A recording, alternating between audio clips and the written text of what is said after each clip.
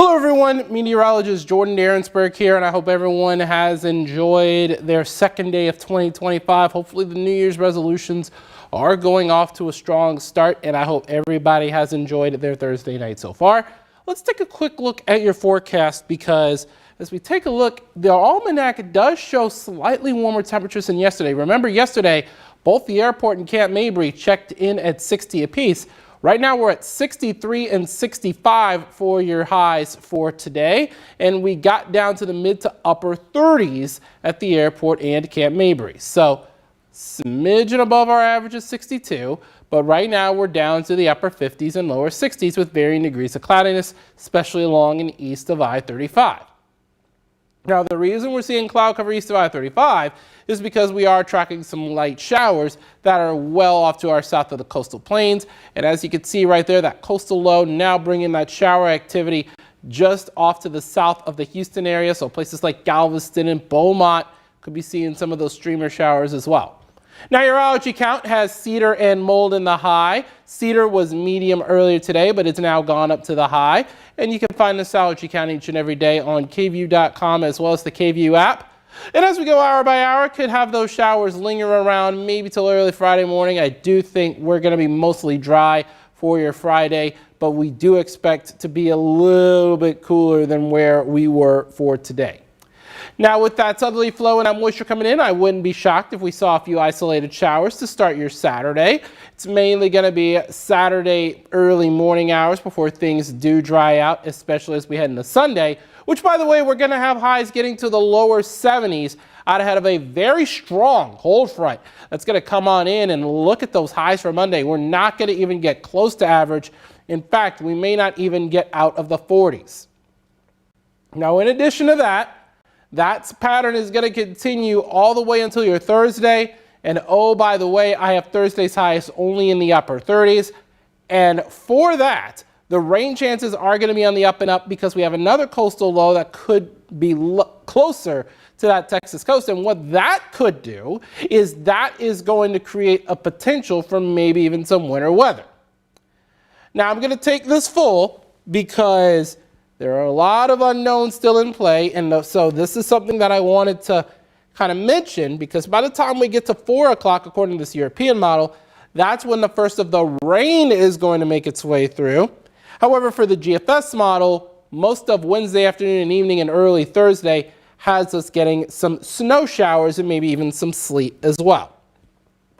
I'm not locking in or talking about any accumulation amounts for snow or sleet or any of that with this GFS model, because the European and GFS models are just not in agreement. We're still 6 to 7 days out. There's still a lot that's got to be ironed out and hashed out between now and then.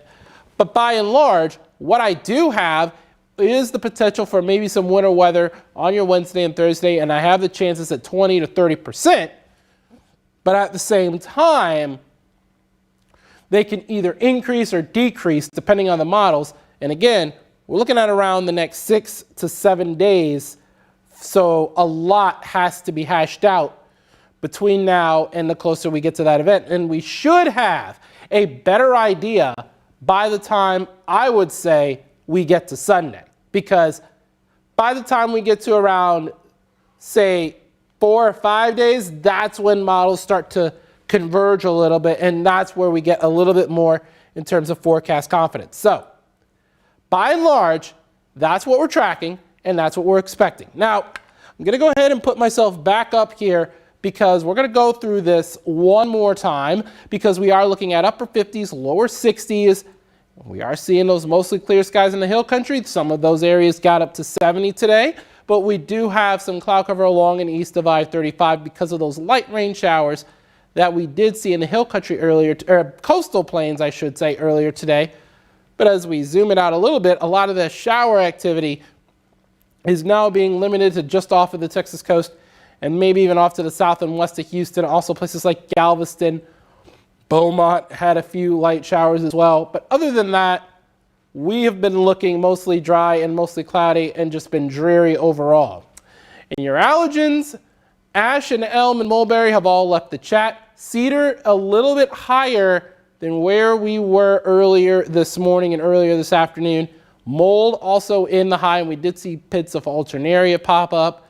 And again, you can find that allergy count each and every day on kview.com and the KView app. Now, your futurecast does show maybe a light shower overnight, but by and large, I'm not banking on any rain chances for your Friday. But we do expect to get only to those lower 60s. A lot of the radiational heating and cooling is going to be limited because of those mostly cloudy skies. But we're going to warm up a little bit, especially through Saturday, because we're going to get a good southerly push. And again, we might see a few of those lighter showers hanging around. But I want to draw your attention to Sunday as well as into Monday, because we got a very strong cold front. It's going to pass through Sunday in the morning. Look, Monday, look at that temperature difference in highs, getting down to those upper 40s on Monday after lower 70s for highs. And the 5-day lows, I have them right above freezing at Camp Mabry. So a lot of areas are going to be below freezing. We could have a widespread freeze for your Monday and Tuesday morning. And not only that, perhaps for pretty much the entirety of most of next week. So be prepared for freezes on Monday morning, Tuesday morning, Wednesday morning, and Thursday morning. Be prepared for that. That's where we're more confident in. However, what we're less confident in is whether or not we're going to get any precipitation.